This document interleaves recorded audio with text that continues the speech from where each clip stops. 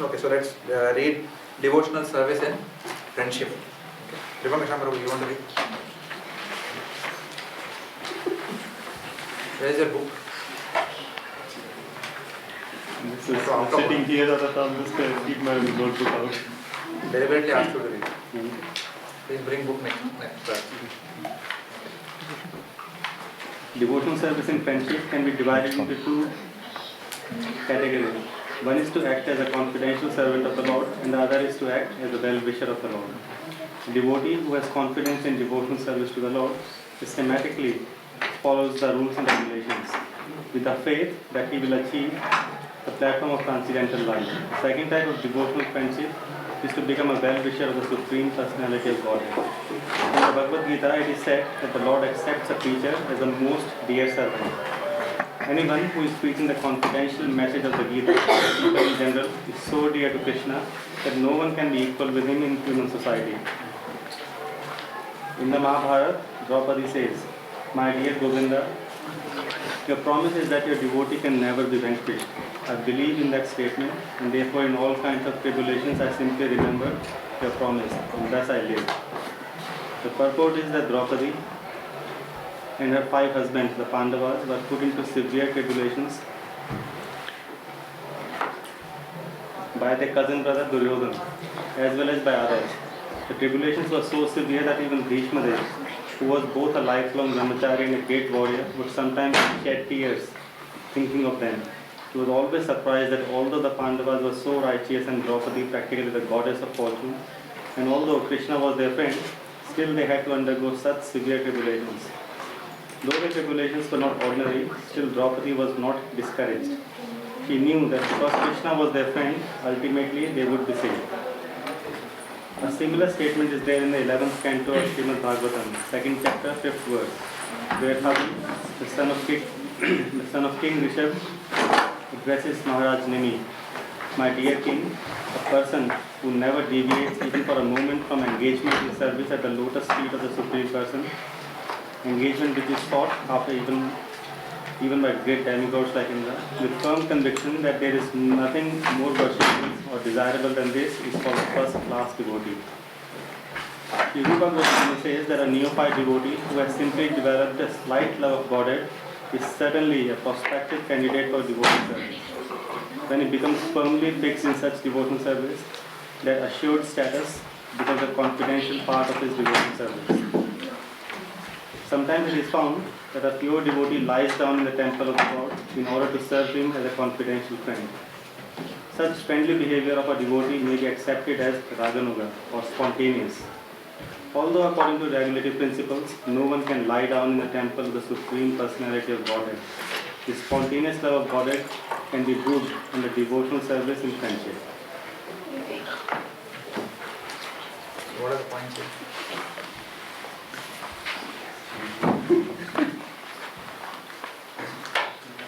We can't relate to all these things.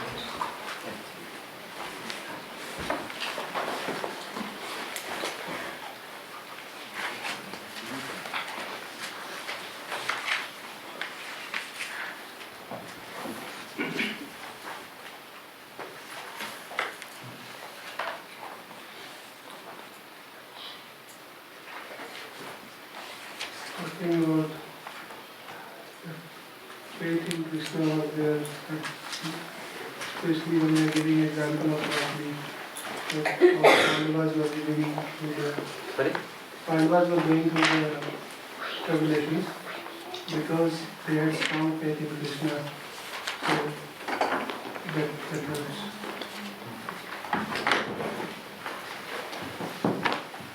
What are the examples of friendship? What is this called as? Is rasa called as? So what are the examples of it?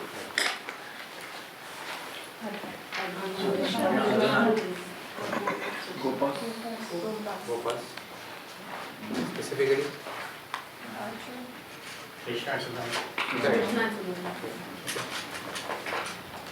So what was Sudama's mood? Which category was it? It's written here, no? It can be divided into 2 categories. The first is to act as a confidential servant of the Lord, and the other is to act as the well-wisher of the Lord. What does that mean? Well-wisher of the Lord. Confidential servant of the Lord still has a little bit of, the word servant is there, which means little bit of dasya is mixed with sakhya. Whereas when you are saying well-wisher of the Lord, then it is pure sakhya. When we leave, so in one sense, it's like you can. I remember in my childhood, I had a friend called, I still remember his name was Ajay. Okay. So he was 1 year elder to me, and I was very thin. My first standard and all that, second standard. And sometime in my second or third standard, some boy always used to come and bully me in school.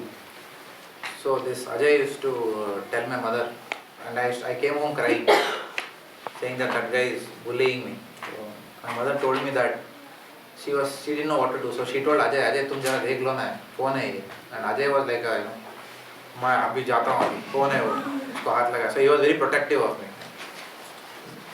So it's like that. So his friendship in this particular example, it's of course mundane example that I am saying. So I am very grateful for his friendship to me, but still there was little bit of when you are friends with someone who is weaker than you, okay, who you perceive is weaker than you. Does it make sense? Or who you believe is you can. It's not servitorship in one sense. You want to serve that person in a different mood, not as that person's servant. So Ajay's mood towards me was not that I'm the boss and he is my servant. But just like for example, an elder brother would like to protect a younger brother. If Kirtan likes to protect Devesh, for example, that is the mood as an elder brother. Though I think Devesh will eventually end up protecting Kirtan. That is a different story altogether. He did that. Okay. The story is different. So that is a different mood. So there you are always a well-wisher of the Lord. So you are not seeing Bhagavan as Krishna. The Gopas are not seeing. Otherwise they will not be wrestling with the Lord. Nobody will wrestle with the Supreme Personality of Lord. And the Lord also will not genuinely lose to them. It's not that the Lord also says that, I am Supreme Personality of Godhead, but ठीक है तू भी क्या याद रखेगा, हार लेता हूँ एक बार तेरे को. And then everyone is thinking that, see, he is the Supreme Personality of Godhead. फिर भी देखो how nicely he has lost to us. There is nothing like that. The Lord doesn't even make them feel that as if, I am the Supreme Personality of Godhead and, therefore I have come down from my position and lost the wrestling match with you guys. But always don't forget that if I want, I can right away kill all of you. So that is not the mood. That is not the mood here at all. The Lord genuinely is losing wrestling with the Gopals. So the mood is very spontaneous over there. There is no trace of Aishwarya. In this particular category of pure Sakya, there is no trace of Aishwarya which is there. Which is why, in fact, Arjuna also when he was riding the chariot, we have heard many times that charioteer gives direction, the passenger gives direction to the charioteer by kicks. To go here and there. Just imagine, even if our feet accidentally touch a paraphernalia of the Lord, immediately Jai, like that. And then here he is constantly doing that. Go here, go here, go here. He is just concentrating on the fight and Lord is taking all that. But Lord is also not thinking that kya ho raha hai? I am the Supreme Personality. I say, I am not some Dukha who is sitting here. Anyone can come and kick me and then go. We may feel like that. If some junior devotee does this, for example, we immediately feel, naya aake, chala gaya, main idhar baitha hu 20 saal se. We can't take all that. But that is where Krishna's quality of renunciation is there. Nobody can be renounced like that. We have our own small egos, big egos, for being senior in Krishna consciousness. But he is the Supreme Personality of Godhead and he doesn't have any of that.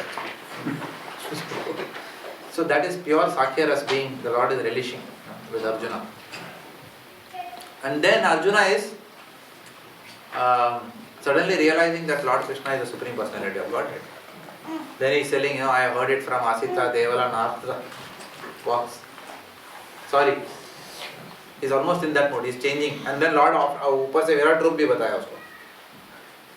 And then Arjuna says, thank you very much, but no thanks. Come back to your 200 form only. But at the end of the day, Arjuna is feeling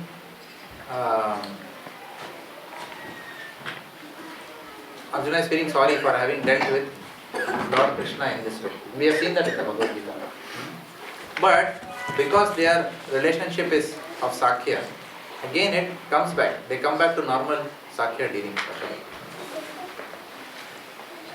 With with Madhu Mangala and all these other devotees, Gopas that you hear in Vrindavan pastimes, but so even then Arjuna, a little bit of that awe and reverence is still there.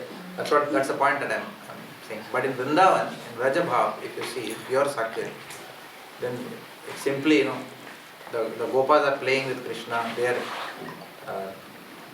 they are all eating from the same box. There is no Nama Mahavadanyaya, Krishna Prema Pradayate, nothing like that. They are teasing Krishna. So that is a different mood. But at the same time, there is also that component of well-wisher, not in the mood of servitorship, or not with the mood of that he is the Supreme Personality of Godhead, so I better be his well-wisher, therefore then he will be my well-wisher. It is not like that. Does it make sense? It's not that I am your well-wisher, my dear Lord, because at the end of the day I know that you have, I always need to be in your good book so that you are my well-wisher as well. It is not like that. In fact, when we come to parental affection, I mentioned in the class also before the example of Vishnu Chittar. Anyone remember that example? Vishnu Chittar, what happened? He was a Malakar. He wanted to be a Malakar all his life because that is the service. You know what's a Malakar? It means a garland maker. So he wanted to always, he was very happy making those garlands his entire life. But then what happened? One day, the Lord came and told him that there is an assembly. He came to know that there is an assembly of debaters. Big scholarly people were debating. And then the Lord came and in his dream and told him, you go and debate with the scholars on what is Bhakti. He said, what can I debate? I just know how to string garlands. I am not a scholarly person. What do I know about the Vedas? How can I debate in Sanskrit with all these people? Lord says, no, you just go there. I will speak through your mouth. Okay.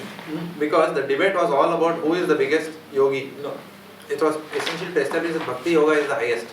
And one who is in Bhakti Yoga is the most knowledgeable person. Raja Vidya, Raja Guhyam. So he goes there, he sits there, and then Lord starts talking through Vishnu Chittar. To the extent that the gift which the winner of the debate is supposed to receive comes and falls on him directly. He doesn't even have to be awarded that by somebody. He starts speaking like that. And then obviously everyone is spellbound with Vishnu Chittar. This Malakar has defeated so many scholars, and then the king takes him on a royal procession. Okay. So the Lord wants to glorify his simple devotee in this manner. And as Vishnu Chittar is going out, then Lord Narayan comes on Garuda. All the demigods are there. And when Vishnu Chittar sees Lord Narayan, what does he do? He doesn't pay obeisances. He looks at the Lord and says, may you live long. He blesses the Lord. Now see the mood here. We want blessings from the Lord. We always want protection from the Lord. Right? But here, the mood is, oh Lord, may you live long. Yashoda mother's mood is not that, oh Lord, protect me from the thorns of this material world. Oh Lord, your feet are so tender. Therefore, I am very scared that you will hurt your tender feet will be hurt. Right? So the outlook itself is different. Because we are right now in the Vaidhi sadhana stage. And our faith is also shaky. So therefore, and our karma is still giving us jolts in our life, and sometimes they give such jolts that we really go to the Lord and say, please protect me now. Rarely we will go to the Lord. How many times do we go to the Lord with prayers not seeking protection or not seeking something for ourselves? Most of our prayers, still when we stand in front of the Lord, most of the days it is a purchase request we are putting all the time. It all starts about glorifying the Lord, Jai Radha Vallabh Bhagavan ki Jai, and then pouring out whatever we want. Oh Lord, give me this, give me that. Even at this stage of devotional service, it is like that. So rarely we, so that still that love, rati has not developed, because we are still in the stage of anartha nivritti. As Shankarshan Das Maharaj was explaining in this morning's Bhagavatam class. I don't know how many of you heard it. How many of you heard that? It's very nice class and very nice question and answers. So Maharaj was saying that we are all struggling in the platform of anartha nivritti. But it is a good struggle. It is good. Because that is how it is going to be. Maharaj said, only when we come into bhakti can we even see that mountain of anarthas. To give an example of a hill. So it looks huge. And then you go up and up and up that hill and then you come down. Correct, no? Something like that. Yes. I thought that example was good. Because if we are not in bhakti at all, we will never know our anarthas. We will always think that we are the next best thing that happened to mankind. मेरा ऐसा कोई नहीं है. I know, even in my office, some colleagues are there who think that they are the best. I am the best. And whatever they speak, they think is poetry. Seriously, they are convinced that whatever they speak is poetry. Means they'll say something as if that is the thing. Some philosophy they will tell, and they'll think that others are all spellbound. In my Tamil, there is a saying, "Oomekku valaru vayam khanda prashanda." You know what I mean by that? Oome means dumb fellow. Dumb fellow के सामने जो बोबड़ पागल के जैसा बकता है ना, he is a scholar. Because ये तो dumb है, वो बोल ही नहीं पाता है. This fellow is going on. Yap. So for that person, this person is a very big scholar. Or in Marathi, what is that? Vasrat langdi gaye shahani, we say. Which means amongst the cows, then a lame cow is a boss. Because some बच्चे लोग हैं ना, so like that. So these kind of people, self-certified, so-called whatever.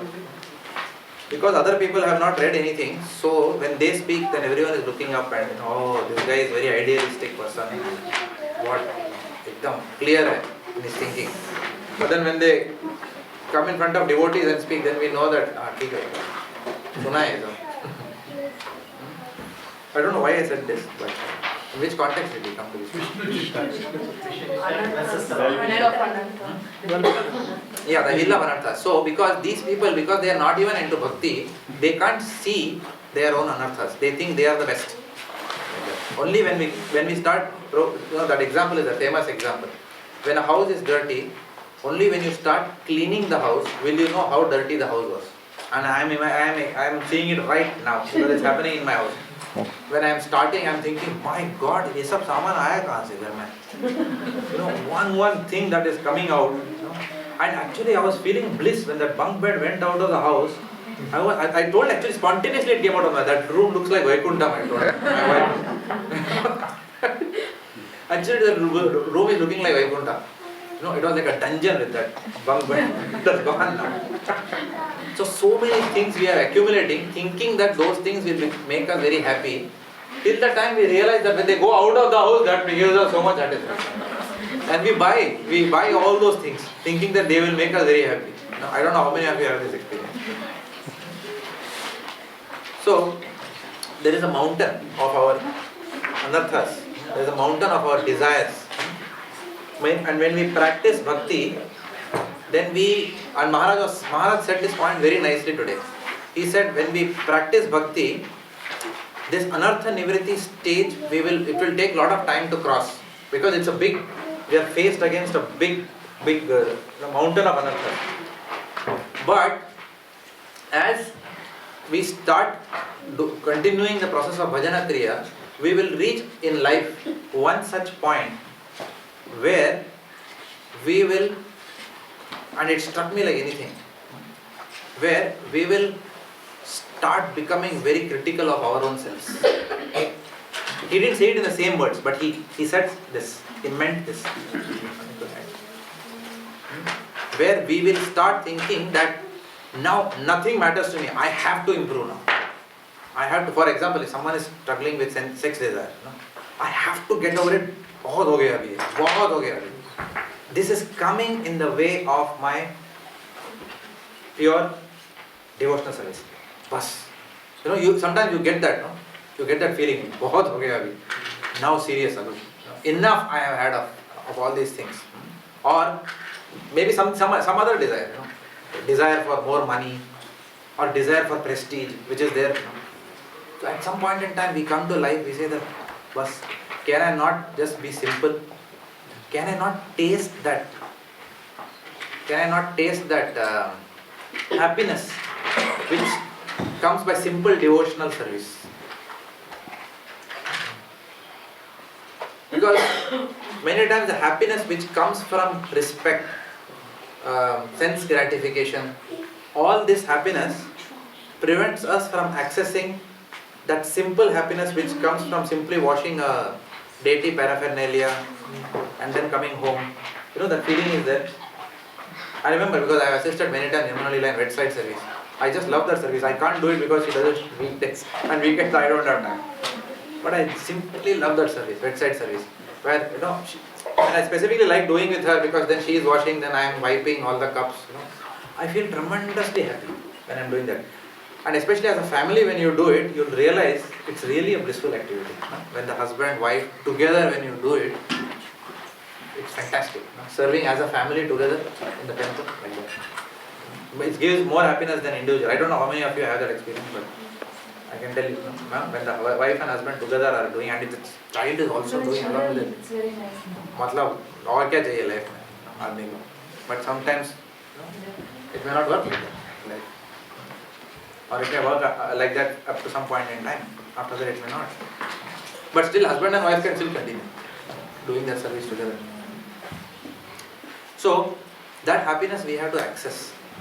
And what will happen at some point in time, this is what I read when Maharaj said that at some point in time we will come to that stage of life when we will start realizing that, look, time is slipping out of my hands now. Ayur harati vaipumsam udyan ashtam cha yanaso tasyarte yak shanohita uttama shloka vartaya. With every rising and setting of sun, we are one step closer to death.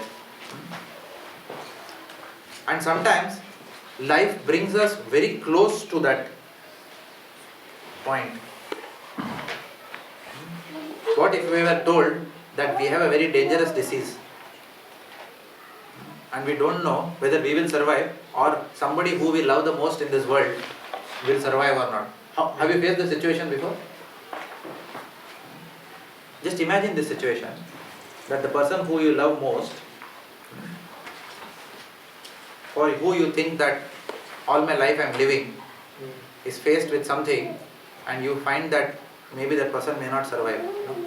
Sometimes such a jolt when you get in life, then you start realizing that everything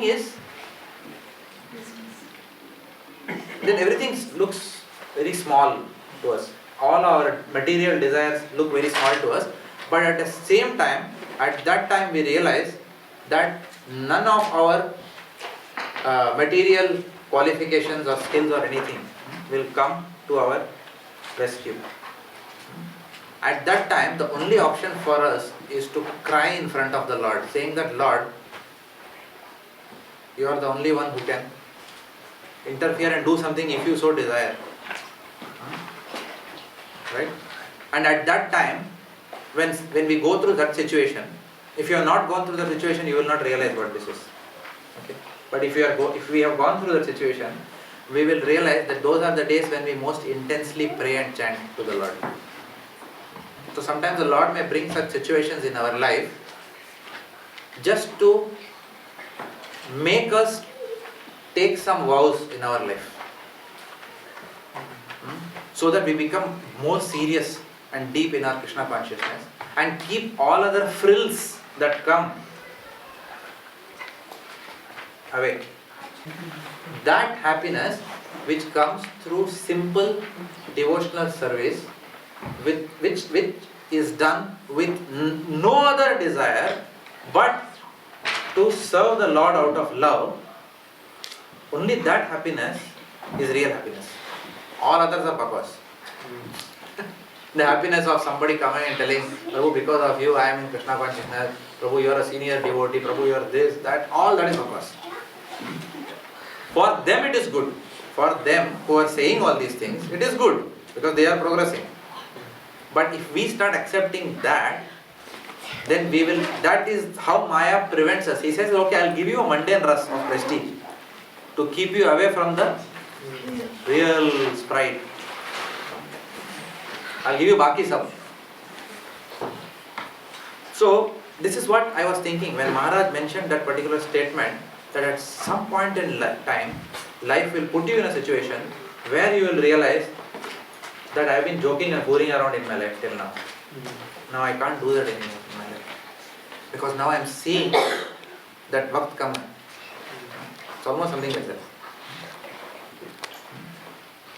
So we have less time. For most of us, Vanaprastha may be few years away. For some it will be, Vanaprastha means 50, unless someone has already crossed it in this room. Bad luck if you have. And in one sense, good luck also. Because after 50 is the time to, Vanaprastha means what? Not necessarily go to the forest, but bring Vrindavan, live in Vrindavan in our hearts. We have to start that process. So, but before 50, we have to start thinking that now I am going to touch 50. Now I cannot simply continue the way that I am living life now. Even in our Grihastha life, we cannot simply, and Shankaracharya Maharaj, every time he comes, he hits this point, of sex desire. We cannot continue living our lives the way we have been living, knowing very well that now Vanaprastha stage is coming, and then we have to prepare ourselves for purifying all our relationships. That is very important. For becoming more and more sincere in our chanting. We have developed bad habits in chanting. We have developed a lot of bad habits in chanting. We do multiple activities when we are chanting. To that extent we have spoiled our chanting that we have to be asked how many times actually did you think of Krishna? Even 10 times also did you think in our 16 rounds, did you think 10 times of the Lord also? Sometimes ask yourself that question and then you will know how precariously poised our chanting is. How dangerously we are chanting right now. It's full of aparadha chanting. And then what is happening is the more years that we spend chanting like this, the more difficult it is going to be for us to bring it back on track, because the mind we are used to allowing the dog of our mind to wander. उसको खुला छूट दे दिया, चल भाग जहाँ चाहिए भाग. Everywhere the mind is running like a dog, and suddenly you are telling the dog, कल से बंद ना अभी. अपने को ही भोगता है वो. You tell it, no, अभी शांति से बैठ जा चुपचाप एक जगह में. कल से अभी बंद ना, मस्ती अभी बहुत हो गया लाइफ में अभी. मैंने बहुत तेरे को छूट देकर रखा है. I have given you a lot of liberty, mind. You have been running here and there, and I have also said okay, no problem, because I was also enjoying it. Okay, because it helped me, my dear mind, not to realize that I was finishing my rounds. So my chanting was very easy. Am I communicating? Huh? Mind, thank you for taking me all around so that मुझे वक्त पता ही नहीं चला कब chanting खत्म हो गया मेरा. But actually that mind has been our greatest enemy. It has tricked us actually. It has tricked us big time. Big time. And at some point in time, we come face to face. Maharaj said that. At some point in time, we start realizing, my God, so many years in Krishna consciousness, यार trick किया mind. Now, mind कहाँ ले गया? It told me that this is Krishna consciousness. It gave me a sense of being happy. I am happy, very happy in Melbourne, in the association of devotees. What were you happy about? Just because you have a lot of friends in devotional community who say Haribol to you and everything is hunky-dory? Or were you happy in your simple service of the deities and being a servant of the Vaishnavas? Rarely it is the latter. Because there is a lot of other things that devotional service is giving us today. It gives us a social life. It gives us help when we need. Does it make sense? It gives us a sense of belonging to a community in a country where we are looked down at. Right? So many things this community is giving us. And suddenly when you start thinking that no, but none of this is actually should be the right reasons for us to be in Krishna consciousness. The right reason for Krishna consciousness should be only the taste which comes from that direct taste which comes from bhakti, from service, which is not dependent on anything, which is not dependent on any external circumstance. Therefore, it is not also dependent on the well-being of us or our family members. It is not even dependent on that. Am I communicating? Yeah, but at the same time, the community and friends in devotion, they are also important. They are important, but they are not the goal. That's all I am saying. Yeah. They are not the goal. We cannot become comfortable in that. Right? Because death can come anytime. That is a problem. Disease can come anytime. Death can come anytime. So therefore, sometimes Maharaj was saying, life puts us at some stage where we start really thinking, "Main kya hu?" And our focus will start becoming inward and not outward. Because for years and years we have criticized others. Prabhu, ye barabar nahi hai. Why do some people do like that? Our questions are always like this. Why do some people do like this? Why does that person behave like that? Devotee hoke bhi aisa karte hain log. This is one stage, initial stage of bhakti. Later on, when Maharaj said this, later on what will happen? We will start thinking, what am I? And then there is a big thing out there, big anartha inside, big ego is sitting inside, making judgments. Does it make sense? This is what I understood. When Maharaj made that sentence today, I was just thinking, I said, wow, kya statement bola Maharaj. It was really good. So then we start slowly becoming stricter with ourselves. We start becoming more inward. And when we start becoming more inward, then the quality of gravity will automatically come to us. What is gravity? Seriously. Gravity is required in Krishna consciousness. Gravity matlab kya? Let me tell you an example. Bhakti Rasamrita Maharaj, for example, is an example of a grave person. Gravity. Where we will not engage in frivolity, even in our speech. We are very responsible in what we talk. Does it make sense? Every word that we say is very deep, is filled with lot of thinking. What am I speaking? Filled with devotion, filled with compassion, like that. So we cannot come to that stage, even in our speech, if we are not critical of ourselves. We cannot come to that stage of being like these great saintly personalities unless we are critical of ourselves. If we start seeing imperfections outside of ourselves all the time, then we will not cross the stage of anartha nivritti and come to the platform of nishtha. And until that time, we will not understand what is going on in this business. All this, what they are talking about, devotional service, the other is to be a well-wisher of the Lord. How can we be a well-wisher of the Lord when we can't even be a well-wisher of other devotees? If some devotee gets ahead of us, what comes to us? Envy comes. Okay. So Lord, and the whole reason we fell down was we thought that the Lord is ahead of us. Why I am not ahead of him? Somebody asked Sankarshan Maharaj the question today, why did we fall down? Because it's a misuse of free will, he said. Because at some point in time we thought, yaar, tu hi kyo Bhagwan, main bhi kyo nahi. That thought came and then we are here now. So therefore, unless that gravity comes in our lives, we will not appreciate, or we will not reach these stages which are mentioned here of Bhakti if we just go on floating in Krishna consciousness like that. We should not allow, and that is including me. I am speaking from my own, most of the things I am saying is my own anarthas. We cannot stagnate in Krishna consciousness. And if we are stagnated, at some point in time life gives us a jolt and tells us that you have stagnated in Krishna consciousness now. You are not moving forward. And these jolts are actually very good in life for us. These jolts are good for us. But yes, they are very painful jolts. They are very, very painful jolts. They are, if you see it spiritually, yes, they are very good for us. So they bring us, they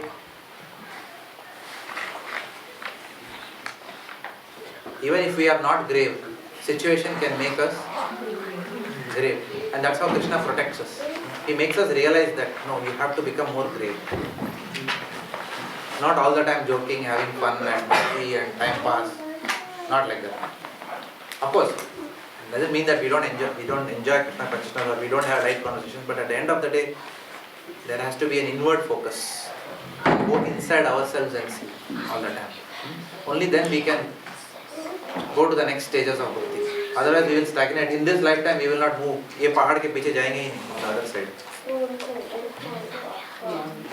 Any thoughts on this?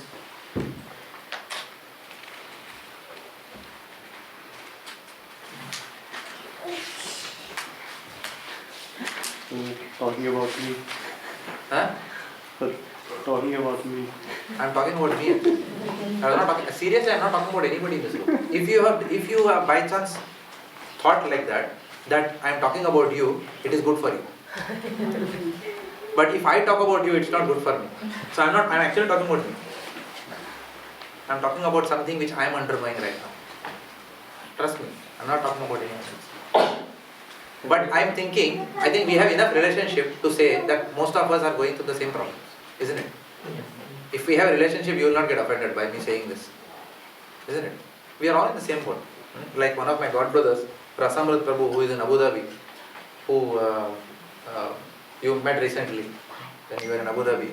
He always writes, in the footer of his mails, after all we have is each other. So sometimes we can share with each other these struggles. But our struggles are all common, isn't it?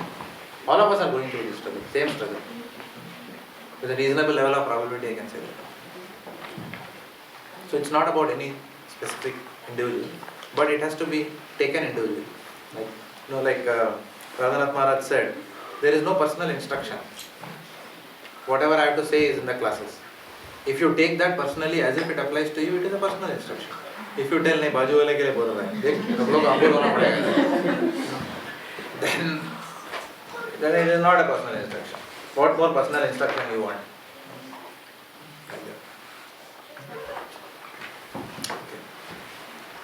Prabhu, how to understand the last paragraph? You didn't understand only the last paragraph? The rest you didn't discuss the last. No, I was just joking.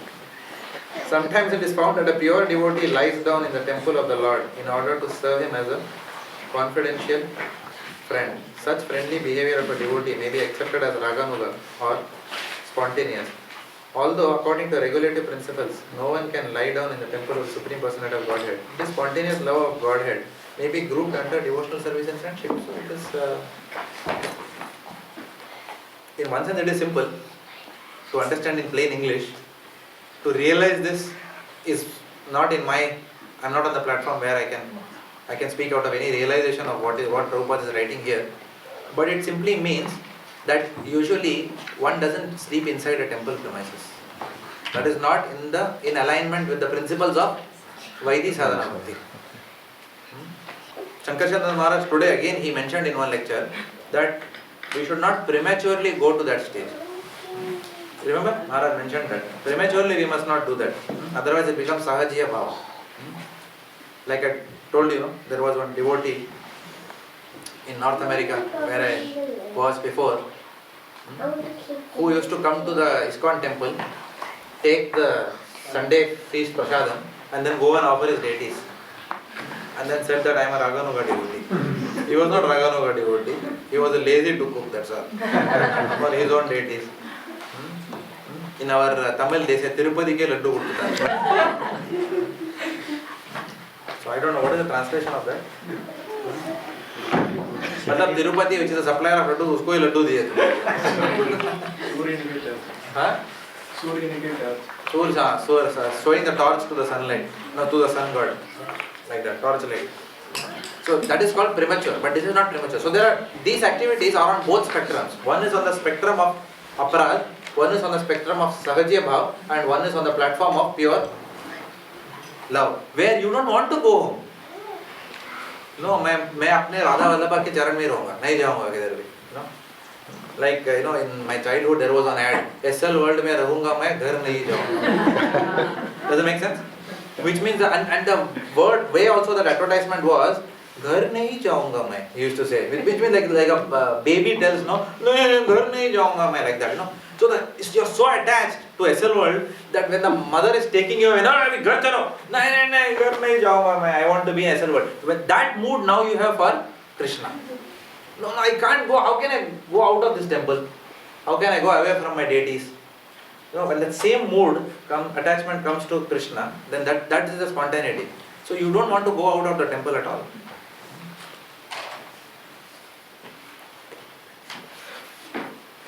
Okay, so I'll just read something from Waves of Devotion.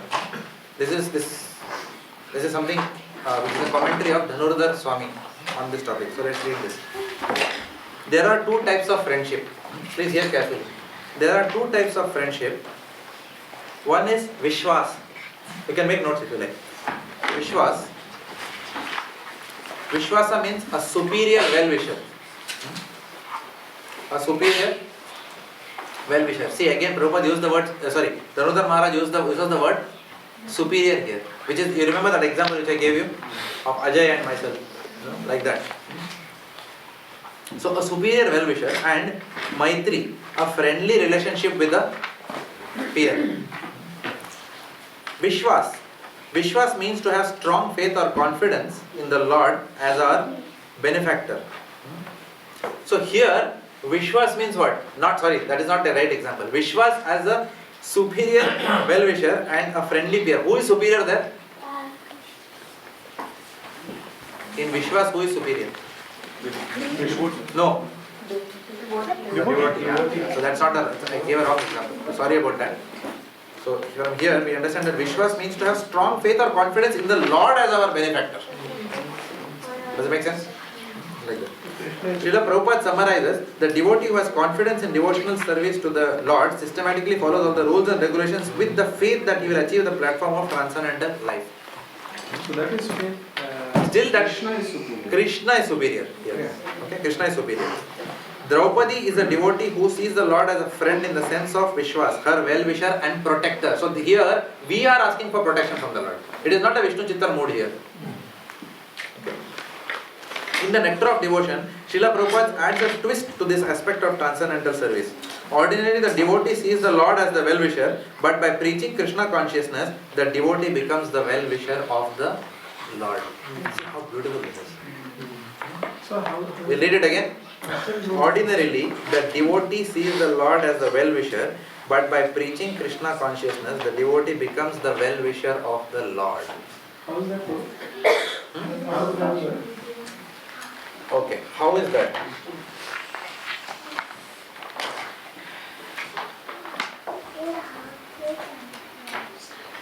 You should know that because you should have realized that by now because you are a preacher. Sometimes, have you felt very happy after preaching? All the time, usually. Especially when you see that you have given a class, and especially those times when you really want to give Krishna. There are many situations in which we will preach. Okay? But very few situations we want to give. Whenever we preach, in some situations we really want to give Krishna to people. Maybe I am being over-critical, because many times we want to show our knowledge also when we preach. Correct? Or we want to impress when we preach. But some days when we preach, it will I don't know how to say that. In Marathi there's a word, what is that? Dahi varu nale. क्या बोलते हैं उसको? Where the emotions come for Krishna like that. You feel so much that नहीं आज तो मतलब I have to tell someone. It sometimes comes in the life of a devotee. Whether you are a preacher or not, it will still comes. Intense it comes. When is that time? When usually at least I feel like giving Krishna. When I want him most, I feel like giving him. When I want him most, then I feel like giving him. Because when you want him most, then you know who will know the plight of a bhikari. Who will know the plight of a beggar? One who is himself in poverty. Right? Correct? So when one is in poverty and one is slowly getting some wealth, right? Then one is sharing one is at that point in time, how much is the enjoyment? When you are in poverty and you are starting to get some wealth in your life, and then you are feeling, my God, after years of poverty, I am getting little bit of wealth now. And at that time, if someone comes and says that, what is the joy of getting wealth? And that is the right time that when you can tell them from your heart, "Arey, kya maja hai yaar wealth mein, itna paisa mein itna," like that. So when you are in poverty, then you can, and you are receiving something, and then you want to give that. So at that time, in one sense, you feel like doing it for the Lord. You feel happiness that you are connecting somebody who is searching, you are connecting a child who is searching for his or her lost parent, and the parent is also waiting कि मेरा बच्चा कब वापस आएगा, and then you have been an instrument like that. So you are acting in the best interest of the Lord as His well-wisher. That is what Chaitanya Mahaprabhu said, यारा देखे तारा कहे Krishna उपदेश हमारा आज्ञा गुरु आना तारा ही देश. Shankarshan Maharaj answered a question very beautifully this morning. Somebody asked him, how should we have to associate with non-devotees? How should we associate with them? Maharaj said, be their leader. What a point, no? Maharaj said, be their leader. So when you see a non-devotee, you become the leader.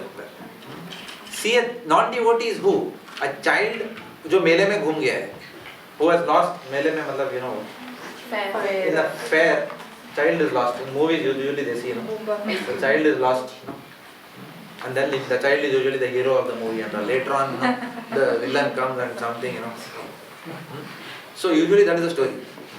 So the child is lost and then it is reunited with its parent. So then you are acting in the best, you are the best well-wisher of that parent when you are reuniting the child with the parent. So in that sense. In the Nectar of Devotion, Srila Prabhupada adds a twist to this aspect of transcendental service. Ordinarily, the devotee sees the Lord as a well-wisher, but by preaching Krishna consciousness, the devotee becomes the well-wisher of the Lord. Since Vishwas refers to faith in the Lord, Srila Rupa Goswami will discuss the topic of faith. He explains that faith has two stages. Shraddha, which is preliminary faith, and Vishwasa, which is mature faith. So, those stages of faith. Shraddha, which is preliminary faith, and Vishwas is mature. That's why there are two different words in Sanskrit. आपको श्रद्धा है, मुझे पूरा विश्वास है. Vishwas means complete faith in the Lord. And Draupadi had.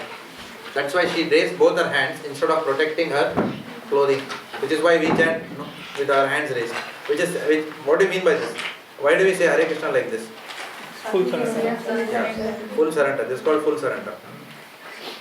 So, which means that what I don't have any ability to protect. I am not going to even have the ahankar that I can protect myself. You are my only protector. And I have full faith that you will protect me.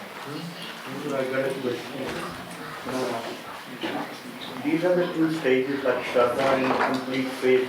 So in the Shraddha stage, if someone is in the Shraddha stage and the reciprocation is not happening, so will he If someone is in the Shraddha stage and reciprocation is not happening from the Lord, you are saying? Yeah, like basically, I mean, it could be like he has come to this other platform because of, he mentioned, his son was in a serious condition.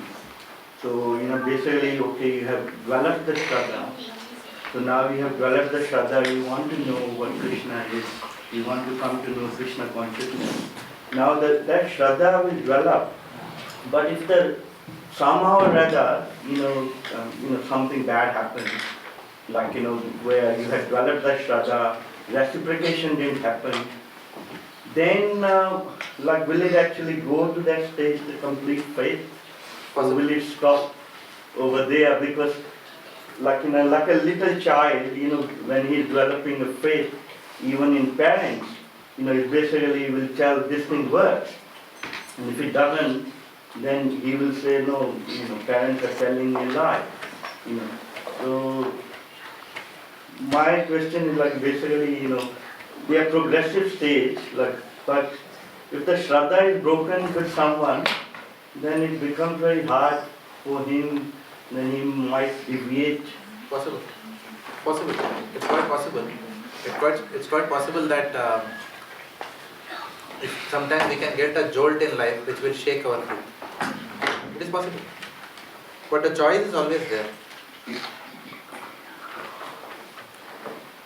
There can be three types of reactions actually. 3 levels of reactions. One becomes an atheist. Another is, one becomes angry with God, but not an atheist, but is angry. I thought you will do this, Lord. In this situation, you have really let me down. But you know what you are doing by this? At least you are not acknowledging that He doesn't exist. You are still angry with Him. Or one can go to the platform of atheism that, look, there is no God anyway. Because if it were there, I would have been protected in this situation. So there is no God. You deny His existence. Or you are angry with Him. And the third stage is Tathenu Kampam Sushimikshama. From the 10th canto. Pardon? Tolerate. Yeah, tolerate. This is the 10th canto, 14th chapter, which Jayapataka Maharaj has asked all of us to read in this month, which we are reading. Yesterday only we read that verse in our house. It's one of the most important verses. Tathenu Kampam Sushimikshama. Where whatever the Lord may treat us like, then our faith does not decrease in Him, but rather we go through that thinking that, oh Lord, I deserve worst, but this is the token reaction that you have given me to bring me back on track, or to get rid of all my attachments on the bodily platform that I have developed in this lifetime. But that is a very high platform. It's a very high platform. At least I can't connect to that. The stage at which my devotional life is right now, I cannot connect to that verse at all. If something like that happens in my life, I cannot be Tathenu Kampam Sushimikshama. Oh Lord, I deserve to watch. I will still go beg for protection and expect to be protected. That's the sort of thing I was leaning towards. That is the stage of our devotional life. It's a reflection not of Krishna. It's a reflection of our stage in Bhakti. Right? It's not a reflection on the Lord. But asking for protection, Chaitanya Prabhu, he writes that is one way of developing a relationship. We never said don't ask for protection. Yeah. We never said don't ask for protection. But Chaitanya Charan Prabhu also mentioned in one of the classes, I came late for that class but I remember this. He said we want Krishna not to use his intelligence, something like that. We want him to protect the way that we want him. Yeah, we want him to run the show the way we want the show to be run. So we go to him and say that no problem, it is my intelligence and your blessings. It's almost something like that. Your power, Yeah. my intelligence and your power. Tere sun aur mere geet, like that. My intelligence and your power. So that's not the way. So surrender means your intelligence and your power. Okay, you run the show. You know what is good for me. But that is a very high platform. So, Shraddha, preliminary faith, and Vishwas is what?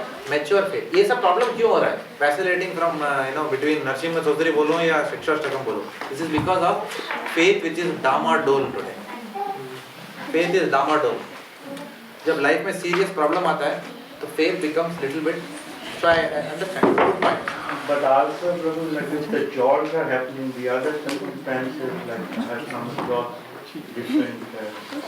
If the jobs are coming constantly, then you think about Pandavas and all that, they went through all this constantly. Even Lord Rama, if you look at the life, theoretically you understand all this. Correct. But when it comes to practicality, that's where really I'm talking about that practical part. It's very, very hard. Very hard. Very hard. It fluctuates like day to day. Correct. You will actually see your faith. Correct. Like day to day is fluctuating. Like it's going like this. Correct. Absolutely. Absolutely right. Therefore, the only way we can ride this turbulence is through engaging more and more in devotional service. That is the only choice we have. और कर भी क्या सकते हैं हम लोग? Do we have a second option? If you actually think, even I was thinking. Sometimes when life puts us in real shock, then you think, दूसरा कोई option भी है? कोई option नहीं. What is the other option? If you lose your job, what is the other option? What option? Or if your near and dear one is having a deadly disease, then what is your next option? क्या कर सकते हो? क्या कर सकते हो? Private insurance will save? कुछ नहीं कर सकते हैं. Anyway कुछ नहीं कर सकते हैं. तो anyway भक्ति कर सकते हैं तो ठीक है वही तो करते हैं बस. You can be angry with God, but at the end of the day you still need to pray. You can only pray to Him only. ठीक है, I am very angry with you, but still you please save.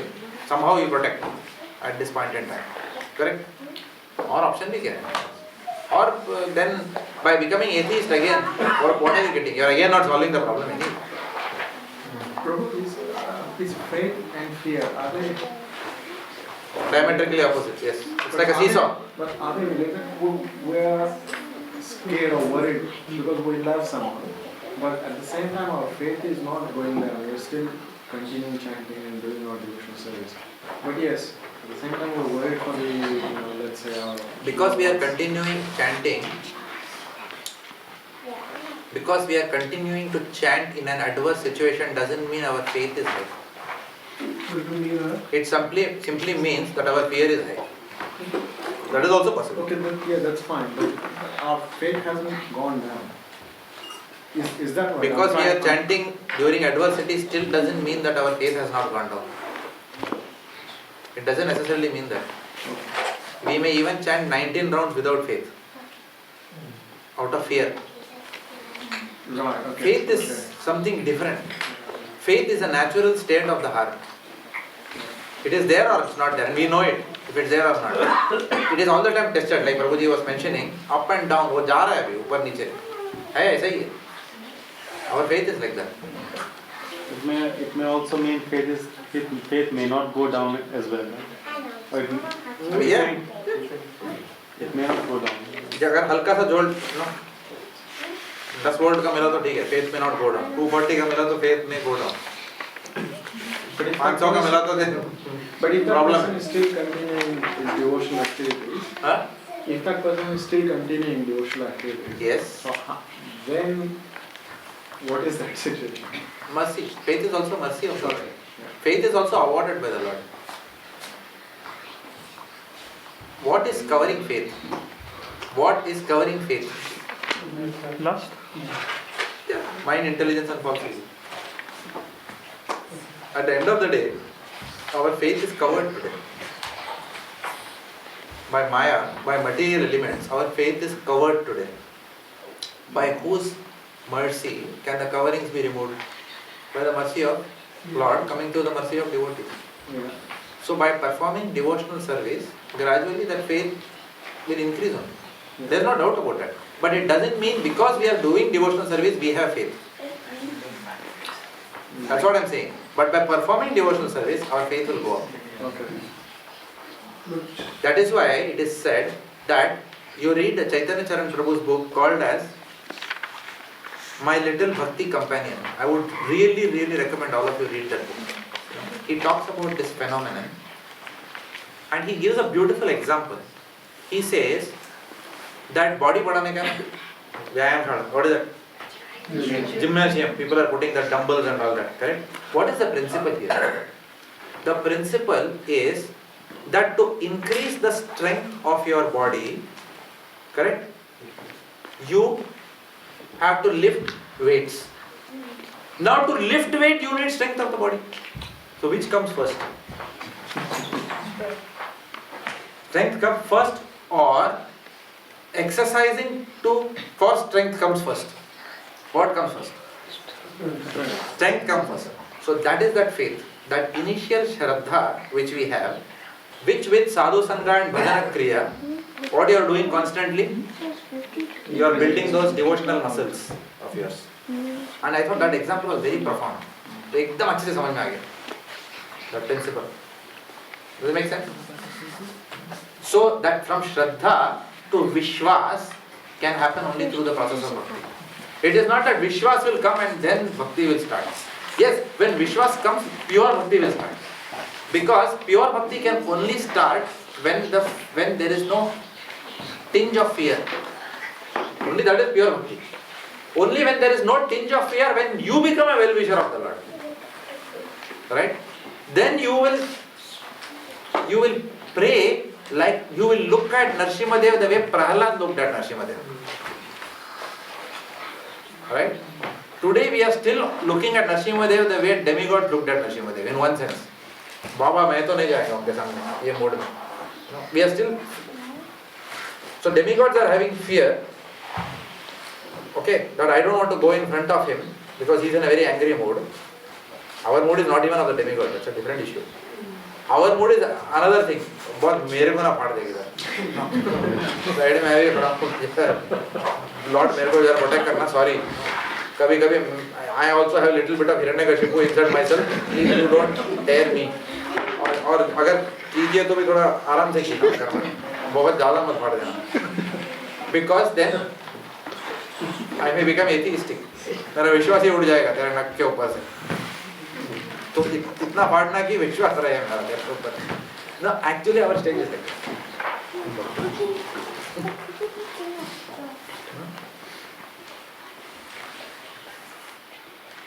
To that stage where Prahlad Maharaj is just not even afraid of Nrsimhadev. It's like saying चोर की दाढ़ी में तिनका विषय. In what is it in Hindi? When you are the thief, then you are always in anxiety. So Prahlad Maharaj's heart was very clear, so he doesn't have to fear Nrsimhadev at all. In fact, even in that Mayapur booklet, have you read that famous Mayapur booklet? All of you? The pastime where Nrsimhadev appeared to a devotee in his bed. Have you read that? In Mayapur, the pujari was sleeping, and then someone sat on his bed. He opened his eyes, it was Lord Nrsimhadev, Mayapur guy. I don't know why he came. He was not able to pray. He was afraid even while praying to the Lord. He was always afraid of Lord Nrsimhadev in the morning, correct? When you see Ugra Nrsimha, he was very afraid.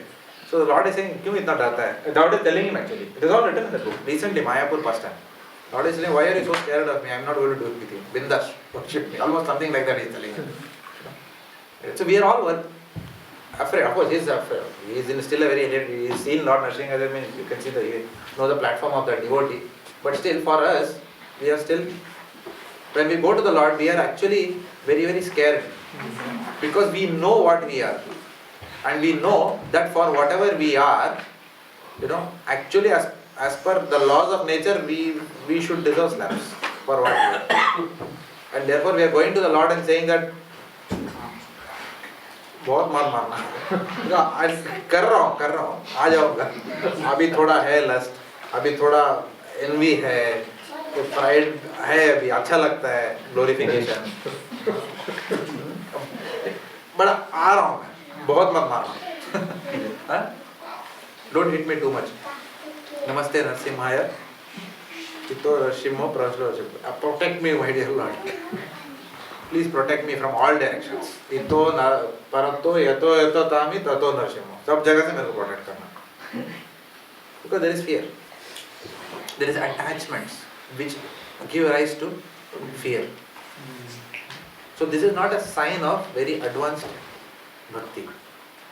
But by the process of doing bhakti only, we will go to the platform of fearlessness. Anyway, there is no other way. Okay.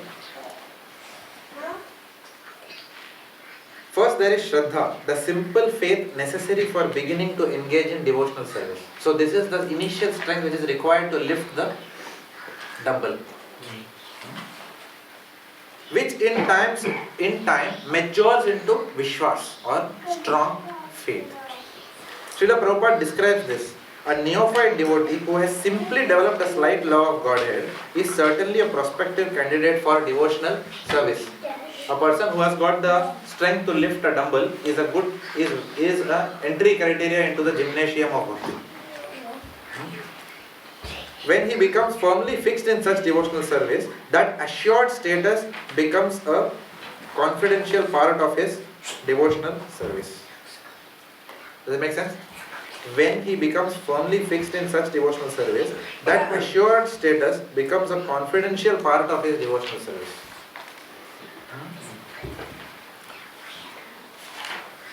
Now, this is called as Vishwas. Vishwas means what? A superior well-wisher. The Lord as a superior well-wisher. Now, Maitri, which is what we are talking about. A friendly relationship with a peer. Okay? And then there is Vatsalya, where there is you are protecting the Lord and giving him blessings. So here it's a friendly relationship with a peer. The second type of relationship, Maitri, occurs at an advanced stage when a devotee begins to serve the deity in a mood of fraternity or equality.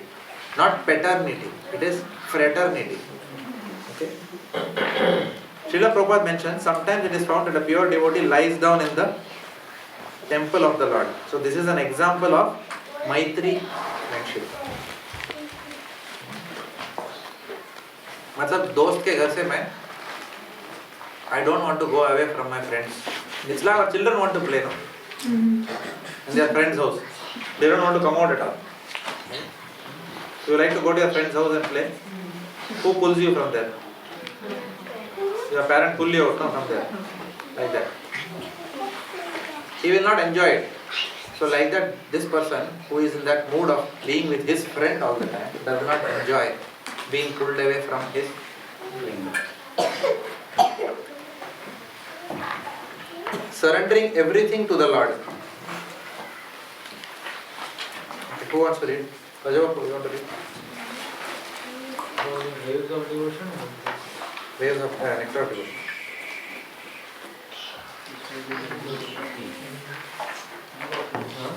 ये सब लोग iPhone क्यों निकाल रहे हैं? Regarding complete self-surrender, there is a nice description in the 11th canto of Srimad Bhagavatam, 29th chapter, verse 34, where the Lord says, a person who has completely surrendered unto me and has completely given up all other activities is protected by me personally, both in this life and in the next. In other words, I wish to help him become more and more advanced in spiritual life. Such a person is to be understood as having already achieved Sastri, having equal opulences with the Supreme. It is also confirmed in Bhagavad Gita that as soon as a person surrenders unto the lotus feet of Krishna, Krishna takes charge of him and gives him a guarantee of protection from all sinful reactions. He also instructs from within, so that the devotee may very quickly make advancement towards spiritual perfection. This self-surrender is called Atma-Nivedana.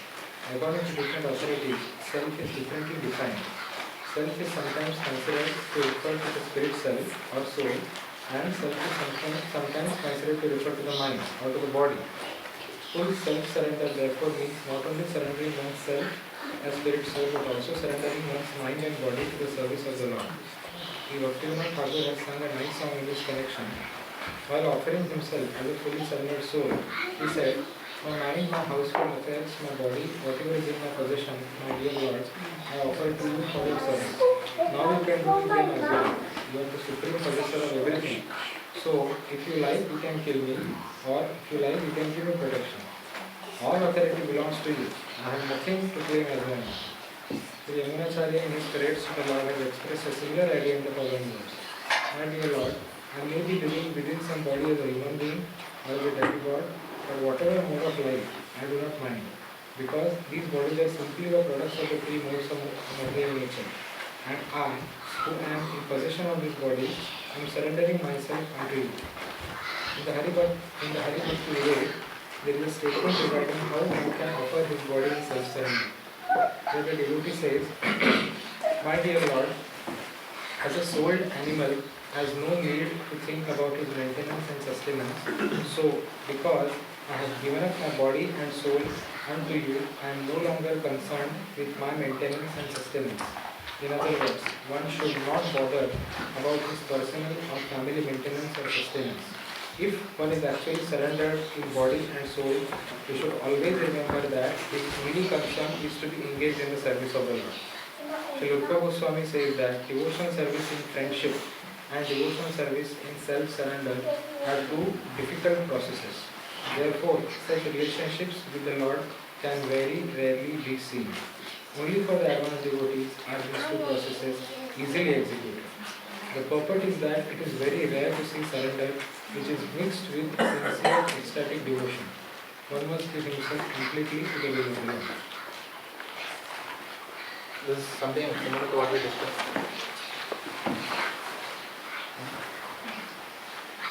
Any points here?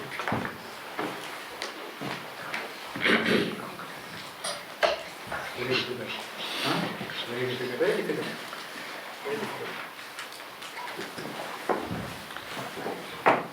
Looks like this will remain as information only. Being honest. How do we like to get our Bhakti Sastri to go? Mercy, Prabhu. That is granted, no? And to be called as Bhakti Sastri. Yeah, but Shastri means what? Before our name having the title Bhakti Sastri. It's important to know the standards. Exactly. So, yeah. So at least the knowledge is there. Unless we have knowledge of where we should be, how will we become humble? So knowledge will bring humility. Initially, this knowledge brings pride. But when this knowledge, when life takes us through its journey, and we have this knowledge, then we will become humble. Hopefully. Initially this knowledge, when we have knowledge and no problems in life, then that knowledge usually brings pride. When we have this knowledge and we have a lot of struggles in life, in applying that knowledge, then we become humble by that knowledge. We become humbled by that knowledge.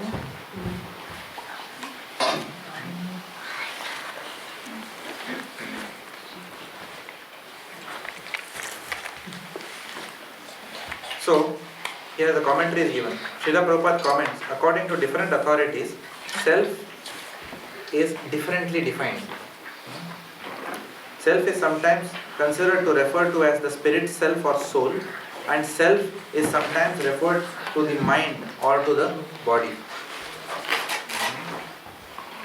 So self refers to three things: soul, mind or body, which means soul, subtle body or gross body. Depending on the definition, the term Atma Nivedanam takes three meanings.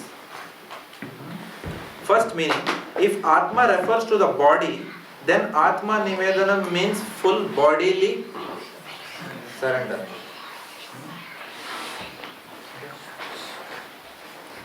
If Atma refers to the mind, then Atma Nivedanam means full mental surrender. If Atma refers to the spirit self, then Atma Nivedana means full surrender of self-identity. I am not surrendering merely my body. I am not surrendering mentally to you. I am surrendering my identity to you, which is what who did? Bali Maharaj did. Surrendered his identity. He said, I have nothing to give you, because whatever his body, whatever acquisitions he had, anyway the Lord took away and there was nothing else to give anyway.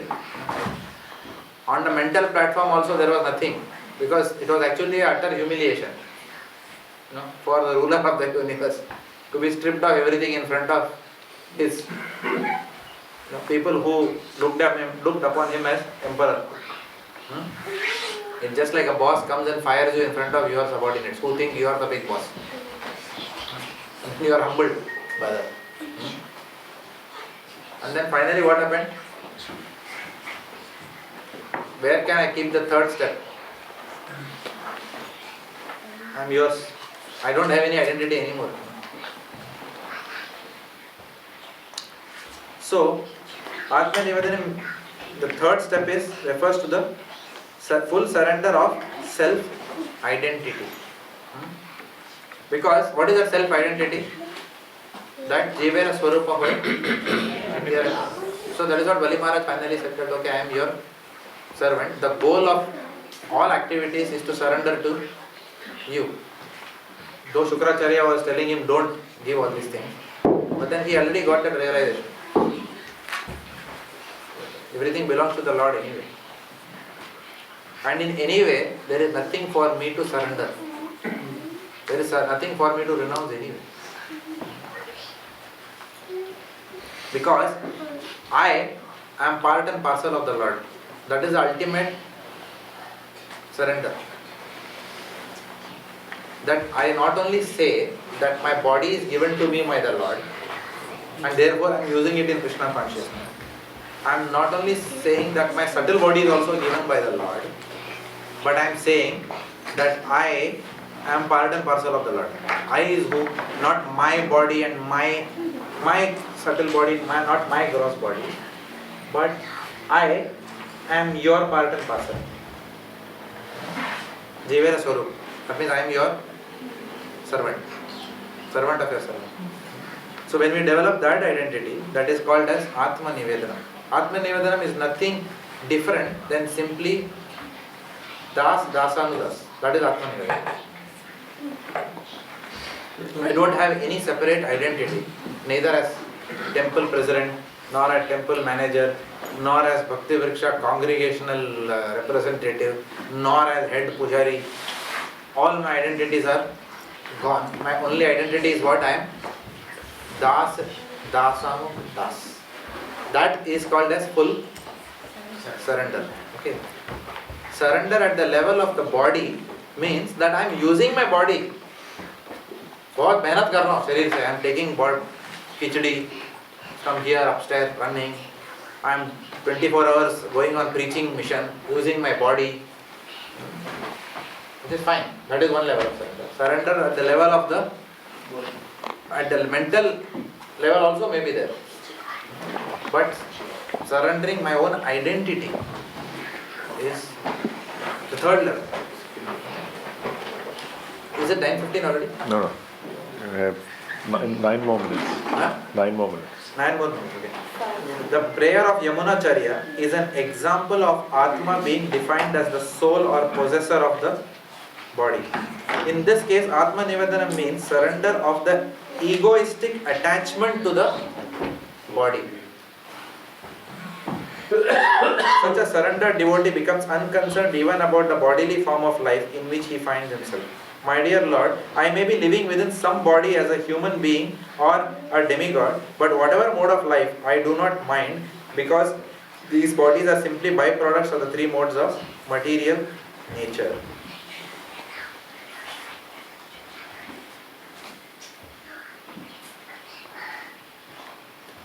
And I, who am in possession of these bodies, am surrendering myself unto you.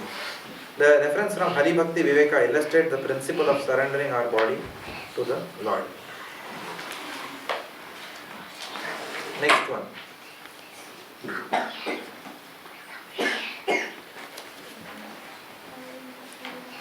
Offering a favorite article.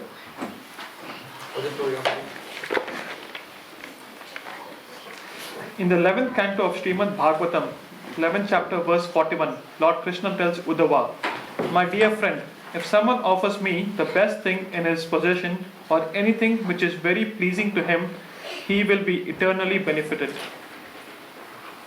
Performing all endeavors for Krishna. Oh yeah, that's yeah.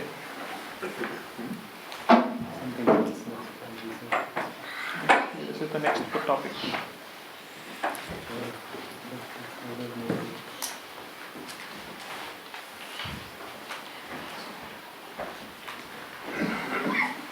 So here there is an interesting point. Okay, so let me ask you, offering a favorite article, anything that struck you in this line?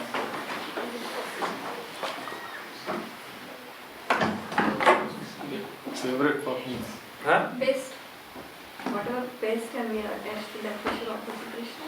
Okay. So usually we're attached to ourselves and our ego. Very good point. We decide to give it up for favorite to whom? Favorite to whom? Like when you're offering Bhoga, many times we don't offer what's favorite to God. So I want to eat. Exactly, yeah. Good point, yeah. So it is not a harm. If for example, if I like, let's say, carob chocolate fudge. Suppose I know how to prepare. I don't know how to prepare it.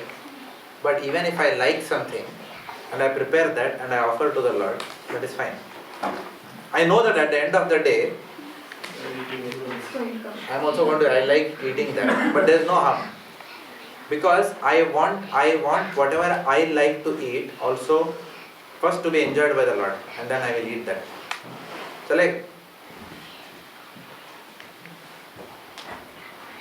okay, so if someone offers me the best thing in his possession or anything which is very pleasing to him, the him H is not capital H, small h. You read. Okay, he will be eternally benefited. So Prabhu, in this case, we know cake, for example, instead of pizza, we know that we will definitely get it back. But if you are offering nothing, for example, where we know that... So offer 10 bananas you can offer in a then we probably... In Agni, you don't offer these things. There are certain very specific things that you can offer in Agni. Made it simple, Prabhu. No need to worry too much. Devani, only you can ask this question. Actually, it's true. No. What I asking? Yeah. If I have a carob punch in my hand, I'll rather offer it and rather than putting in Agni. Or after Gangeshwar Prabhu finishes, I'll see कुछ बाकी है. मुझे भी कुछ मिलेगा क्या? No, no. In this case, is he saying that what, sacrifice or just offering so that I'm going to get it back? But sacrifice something that you are attached to, that means you will no longer have it. That's what I thought.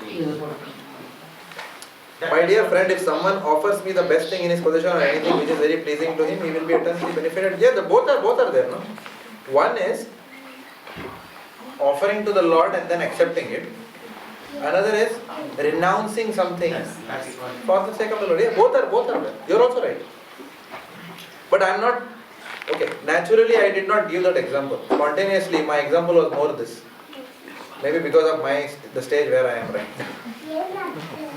Yes, other thing is, yes, giving up something for the pleasure of the Lord. And that is a good that's a very a good thing to do, because Yogeshwar Gandru was telling me that day, Jayapataka Maharaj's mail, where he has also said, this month is a good month for us to give up, do some austerity for the pleasure of the Lord. So we can give up something which we like eating, okay, to come out of the bodily consciousness. That you give up something which you like for Good example. For example, simple. Jayapataka Maharaj has said that in this month at least, Grihastha